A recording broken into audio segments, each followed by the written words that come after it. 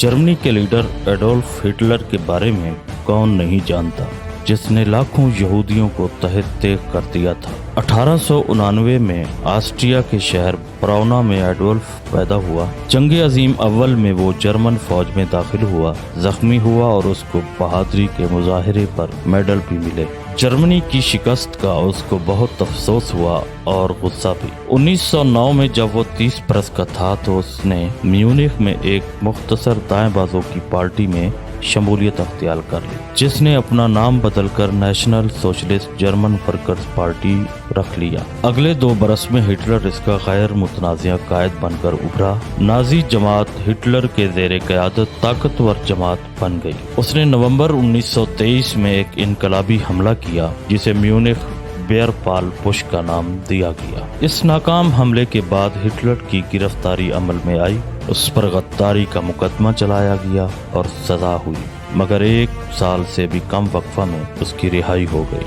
1933 में Hitler Germany का chancellor बन गया। चांसलर बनने के फौरन बाद उसने तमाम मुखालिफ जमातों को हुकूमती ढांचा के हक में इस्तेमाल करके ख़त्म कर दिया और आमिर की हैसियत से वारिद हुआ। हिटलर को जर्मनों की बड़ी अक्सरियत की हिमायत हासिल थी, क्योंकि उसने मुआशी खुशहाली को कायम किया और बेरोजगारी का खात्मा किया। हिटलर उन फतवाहात का हिस्सा बन गया जो जंग अजीम दोइम का सबब बनी। 1936 में उसके दस्तूर ने रेहाइनलैंड पर कब्जा किया। फिर मार्च 1938 में ऑस्ट्रिया को जबरी तौर पर जर्मनी से मुल्हिक कर दिया। उसने चेकोस्लोवाकिया के एक किलाबंद इलाके में सुडेटनलैंड को भी सितंबर 1938 में इल्हाक करने पर रजामंद कर लिया। 1938 में स्टालिन के साथ अदम जारहत के मुआहदे पर दस्तखत किए। 9 दिन के बाद जर्मनी ने वहां पर हमला कर दिया और 16 दिन बाद रूस ने भी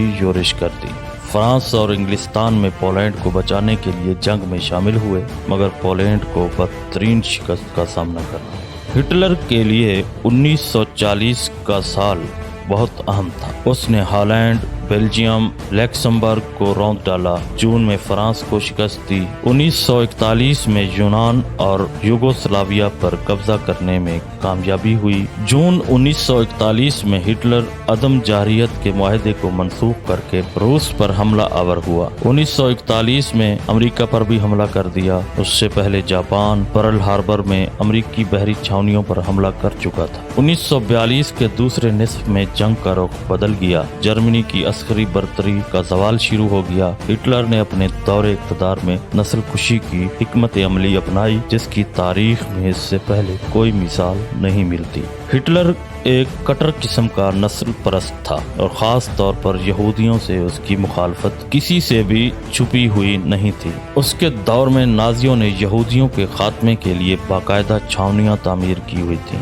जहाँ उनको मारने के लिए बड़े बड़े गैस चैम्बर लगाए गए थे। हिटलर के बारे में कहा जाता है कि जब अमेरिकी इत्तेहाद ने जर्मनी पर चढ़ाई की और हिटलर की अफवाज को शिकस्त हो गई, तो उसने गिरफ्तारी के खौफ से अपने बैंकर में अपनी बीवी खुद को गोली मारकर खुदकुशी कर ली थी। लेकिन अब एक मुसन्फा साइमोनी रेनी ग्रेरो डियास ने अपनी नई किताब हिटलर इन ब्राज़ील में इंकशाफ कर दिया है कि हिटलर ने खुदकुशी नहीं की थी, बल्कि वो जर्मनी से फरार होकर ब्राज़ील आ गया था और यहाँ 95 साल की उम्र तक जिंदा रहा। मुसन्फा ने किताब में लिखा है कि एडोल्फ हिटलर ने दुनिया की नज़रों में धूल झोंकी और किसी तरह अपनी मौत का ड्रामा रचाकर वहां से भाग निकला और ब्राज़ील में उसने 95 साल की तवील खुशो खुरम जिंदगी गुजारी। मुसन्फा के मुताबिक ब्राज़ील आने के बाद हिटलर को वहां की एक मकामी लड़की से मोहब्बत हो गई थी और हिटलर अपनी बाकी की सारी जिंदगी अपनी इस गर्लफ्रेंड के हमराह रहा।